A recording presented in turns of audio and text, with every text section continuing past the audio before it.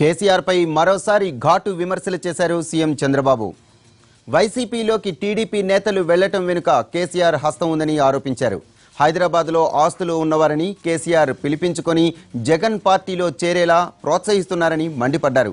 ఇందులో భాగంగా ఒకరిద్దరు నేతలు కూడా పార్టీని వీడే అవకాశం ఉందని అనుమానం వ్యక్తం చేశారు.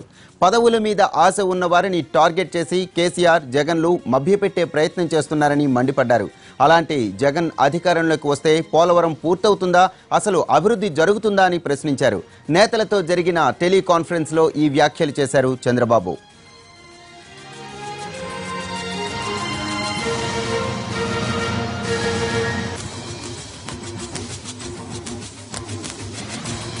మరిన్ని వివరాలు మా ప్రతినిధి పిఎంఆర్ అడిగి తెలుసుకుందాం. పిఎంఆర్, కేసీఆర్ మోడీపై చంద్రబాబు వ్యాఖ్యలకు సంబంధించిన పూర్తి డీటెయిల్స్ ఏంటి?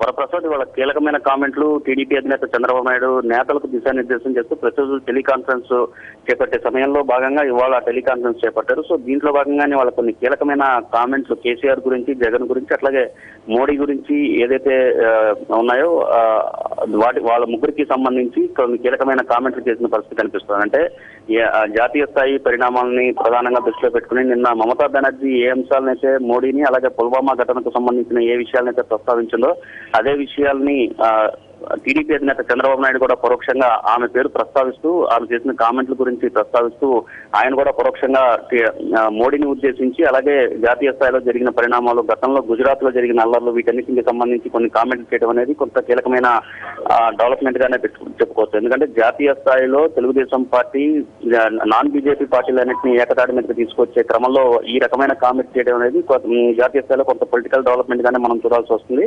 సో రాజకీయ లబ్ధి కోసం దేశాన్ని తాకట్టు పెట్టే దిశగా మోడీ వ్యవహరిస్తున్నారు. At the same time Gujarat లో ఎన్నికల సమయంలో కూడా ఇదే తరహా గోద్రా ఊచకోత ఘటనకు తెరలేస్తారు. సో ఇటువంటి కామెంట్లన్నీ చేయడంతో పాటుగా సరిహద్దు దేశాలు ఏదైతే ఉన్నాయో, అటు జమ్మూ కాశ్మీర్ కావచ్చు, అలాగే ఈశాన్య రాష్ట్రాలు ఎక్కడైతే ఉన్నాయో అక్కడ రాష్ట్రాల్లోని ప్రజల మనోభావాలు దెబ్బతినే విధంగా వ్యవహరిస్తున్నారు. అక్కడ పరిస్థితులను ఆకలింపు తీసుకోకుండా పోవడంతో పక్కనున్న పొరుగునున్న దేశాలకు కొంత లబ్ధి చేకూరేలాగా, వాళ్ళు అడ్వాంటేజ్ తీసుకునేలాగా మోడీ వ్యవహరిస్తున్నారు అనేది ప్రధానంగా ఇవాళ టెలికాన్ఫరెన్స్ లో చంద్రబాబు నాయుడు చేసిన కామెంట్. మరొక వైపు చూసుకుంటుంటే స్థానికంగా ఉన్న రాజకీయ పరిస్థితులు వరుసగా బాధపడుతున్నారు తెలుగుదేశం పార్టీకి సంబంధించిన ముఖ్యమైన నేతలందరూ కూడా. ఒకవైపు ఇప్పటికే ఇద్దరు ఎంపీలు వెళ్ళిపోయారు, ఒక ఎమ్మెల్యే వెళ్ళిపోయారు, అలాగే ఇద్దరు ఎమ్మెల్యేలు, ఇద్దరు ఎంపీలు వెళ్ళిపోయిన ఈ నేపథ్యంలో కేసీఆర్ సహకారంతోనే ఈ మొత్తం వ్యవహారం నడుస్తుంది, వలసల ఎపిసోడ్ జరుగుతోందన్న దిశగా ఇవాళ కొంత కీలకమైన కామెంట్ ని, ప్రధానమైన కామెంట్ ని చంద్రబాబు నాయుడు వాళ్ళ టెలికాన్ఫరెన్స్ లో ప్రస్తావించారు. సో ఇది